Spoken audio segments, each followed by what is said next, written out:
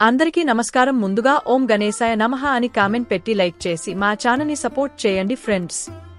వినాయకుడి నవరాత్రులు 9 రోజులు ఇలా పూజ చేయండి మీకు అని శుభాలే.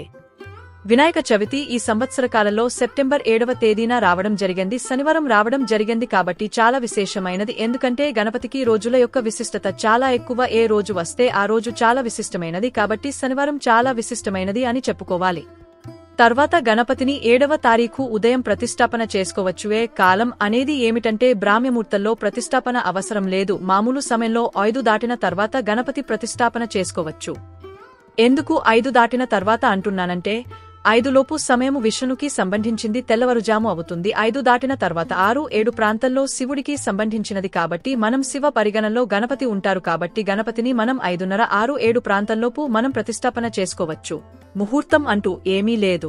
చక్కగా స్వామిని పూజ యథాశక్తిగా పూజ చేసుకోవాలి. మరి స్వామి ప్రకృతి స్వరూపంగా మనం పూజిస్తాం కాబట్టి స్వామివారికి విశేషమైన పత్రి పూజ చాలా అంటే చాలా విశేషమైనది. ఆ పత్రితో స్వామి వారిని పూజించాలి. విశేషంగా ఇంకో విషయం ఏంటంటే పత్రి మనమే సేకరించుకోవడం చాలా ఉత్తమం. కుదిరినంత వరకు కూడా మన దగ్గరలో ఉండే పత్రులని మనమే సేకరించుకోవాలి. అంతేగాని కొనుక్కుని పెట్టేదానికన్నా మన సేకరించుకుని చేసే వాటికి ఎక్కువ ప్రతిఫలం ఉంటుందని మనకు భవిష్య పురాణం చెప్తుంది.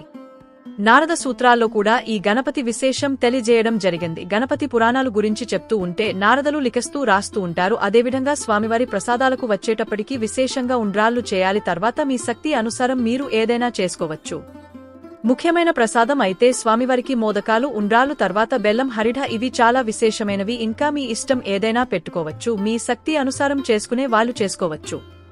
ఈ పూజ చాలా విశేషమైనది కాబట్టి ముఖ్యంగా పిల్లలు కూడా శ్రద్ధగా చేసుకోవాలి. పూజలో తమ పుస్తకాలని స్వామివారి దగ్గర పెట్టుకోవాలి. ఎందుకంటే మనకు విద్యా గణపతి కూడా ఆయనే కాబట్టి విద్యను ఇవ్వమని కోరుకోవాలి.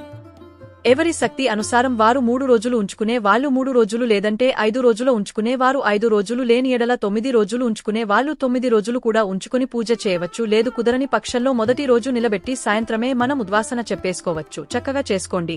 వీలైనంతవరకు వినాయకుడు మన ఇంట్లో ఒక నిద్ర చేస్తే మనకి చాలా మంచిది. ఒకవేళ మీరు ముందు రోజే వినాయకుడిని తెచ్చి ఇంట్లో పెట్టుకున్న తర్వాత రోజు పూజ చేసుకున్న స్వామి ఒకరోజు నిద్ర చేసినట్టే. మట్టి విగ్రహాలను తెచ్చి పూజించండి. తర్వాత మీరు బకెట్లోని నీళ్లలో స్వామివారికి వీడ్కోలు చెప్పి ఆ నీళ్లని మొక్కలకి పోసుకోండి. సరిపోతుంది. ఎలా చేసుకోవాలి అనేది వినాయక చవితి వ్రత కథలో ఉంటుంది కాబట్టి ఒకసారి ముందుగానే చదువుకుని తర్వాత ఏర్పాట్లు చేసుకోండి. 1వ రోజు వరసిద్ధి వినాయకుడిగా గణేశుడిని పూజిస్తారు.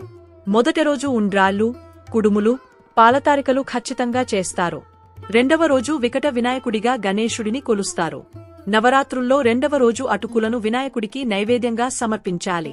అటుకులు, బెల్లం కలిపి నైవేద్యంగా సమర్పించవచ్చు. 3వ రోజు నాడు వినాయకుడికి పేలాలను నైవేద్యంగా సమర్పిస్తారు.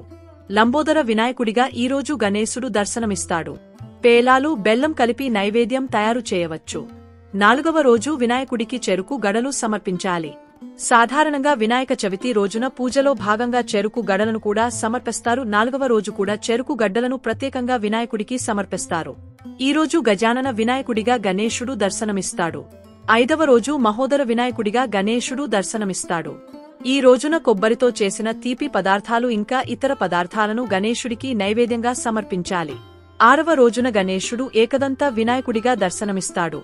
ఈ రోజున నువ్వులు, చక్కెర కలిపిన మిశ్రమం లేదా నువ్వులతో చేసిన లడ్డు మొదలైన వాటిని నైవేద్యంగా సమర్పించాలి.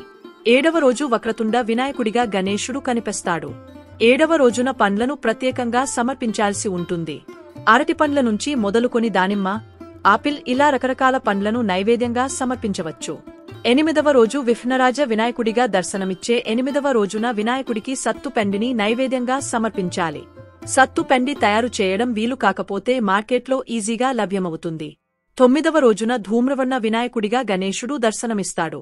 ఈ రోజున నెయ్యితో చేసిన అప్పాలను గణేశుడికి సమర్పించాల్సి ఉంటుంది. మీకు ఈ వీడియో నచ్చితే తప్పకుండా లైక్ చేసి షేర్ చేయండి. మరిన్ని మంచి వీడియోస్ కోసం మా ఛానల్ని సబ్స్క్రైబ్ చేయండి. ధన్యవాదాలు.